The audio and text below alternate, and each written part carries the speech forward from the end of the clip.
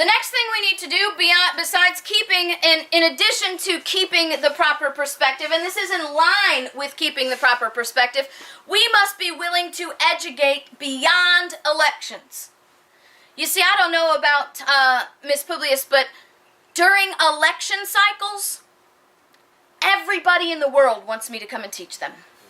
My schedule is going crazy. Now, I usually book a year in advance, but I always get, during an election year, bombarded with all kinds of people. Come and teach us about this. We want you to teach us about this so we know how to elect.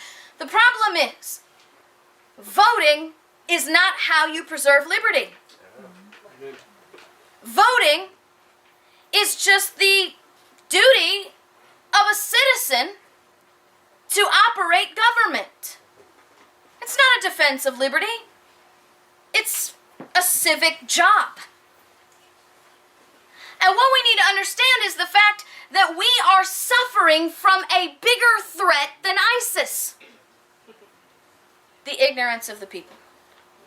Samuel Adams said, "No people will tamely surrender their liberties nor easily be subdued when knowledge is diffused and virtue is preserved." He said, but to the contrary, when a people become universally ignorant and debauched in their manners, they will sink underneath their own weight without the aid of foreign invaders. And that's what's happening in America. We are being invaded by foreign invaders only because we've been universally ignorant for too long. We must educate, and that means real education. Not mainstream media, not candidate town halls or forums. You know, I really, really despise the way we operate with our political employees these days. We have transmuted them into some kind of celebrity or aristocracy where we fall down and worship them. And I believe it's because America is suffering from Stockholm Syndrome. You guys know what Stockholm Syndrome is? Where you fall in love with your captors? I mean, think about that.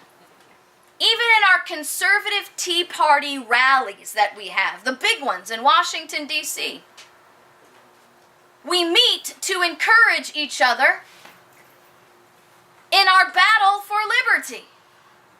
And then we invite the politicians who vote against the Constitution, contrary to liberty, to speak to us and encourage us. How does that make any sense?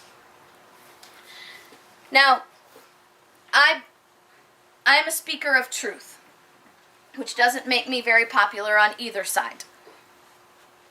And Miss Publius and I have been under quite a bit of attack this election season, based on the understanding of natural-born citizen and the fact that we like to oppose certain things when the other guy is doing it, but when it's our guy, then we can give him a pass, right?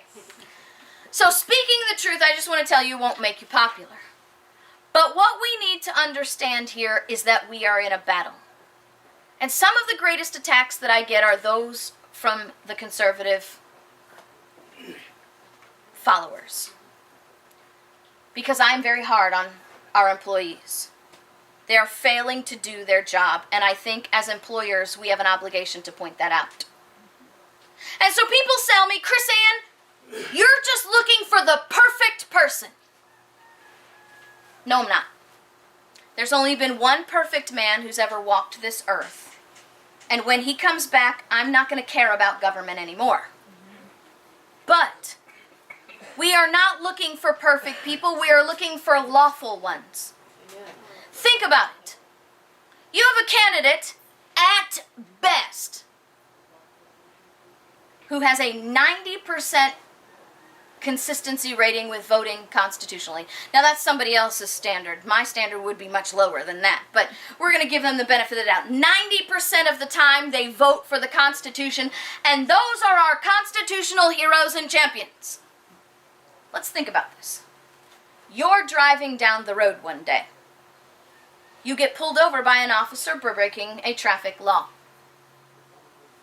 you look at the officer and say, "But officer, I follow the law 90% of the time. You have to give me a pass." How's that going to work out for you? So why do we accept that excuse from our elected employees? And think about that. When they're following the Constitution 90% of the time, that means they're destroying it 10% of the time. How many 10% do we have before we have nothing at all? And so we have to educate with the proper education, understanding what that is. We can't stop at elections. We can't start at elections. We must research and learn from our founders' writings. Can I suggest to you that you should put down your history books? Unless you are certain that those history books are written from original source documents. Our history books have been, and history in itself, has been completely infested with psychologists and, I forgot the other one. Psychologists and, who are the other people? Whatever. People who are more concerned about how we feel, philosophers, psychologists and philosophers, who are more concerned about how we feel about what happened. You know, Thomas Jefferson didn't get that birthday present on his 5th birthday, and it ticked him off, and it affected the whole rest of his life. And Alexander Hamilton was a womanizer, and George Washington had an affair with Mrs. Fairfax. Right? All of which are generally not true. But what does that have to do with the fact that on July 2nd, 1776, we signed a legislative act that created our independence from Great Britain?